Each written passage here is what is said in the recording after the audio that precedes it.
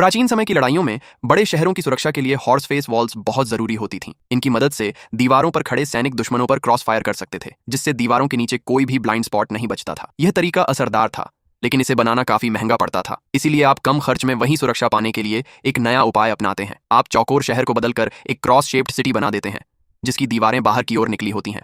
शहर का आकार भले ही अजीब लगे, लेकिन अब कोनों पर खड़े सैनिक पहले जैसी क्रॉस फायर कर सकते हैं। इससे दुश्मनों के लिए हमला करना और मुश्किल हो जाता है। लेकिन शहर का मुख्य द्वार अभी भी कमजोर था।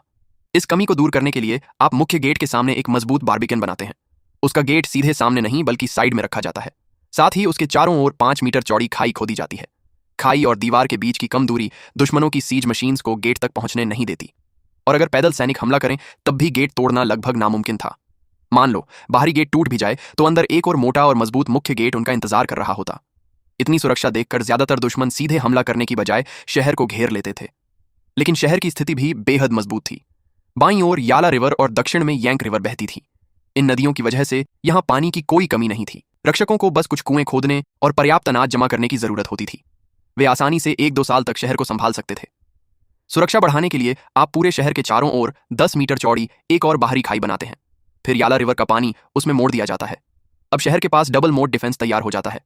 व्यापार और आवाजाही के लिए एक ड्रॉ ब्रिज भी बनाया जाता है। खतरा आते ही पुल ऊपर उठा लिया जाता था, जिससे दुश्मन पूरी तरह बाहर रह जाते थे। इन सभी इंतजामों के बाद आपने एक बेहद शक्तिशाली प्राचीन सैन्य शहर बना लिया। इसका नाम था 8 एंगल सिटी। यह प्राचीन सिल्क रोड का मजबूत सुरक्षा केंद्र माना जाता था। करीब 1000 साल के इतिहास में इसे सामने से जीत पाना लगभग असंभव रहा। इसीलिए बाद की पीढ़ियों ने इसे इटर्नल सिटी यानी अमर शहर का नाम दिया।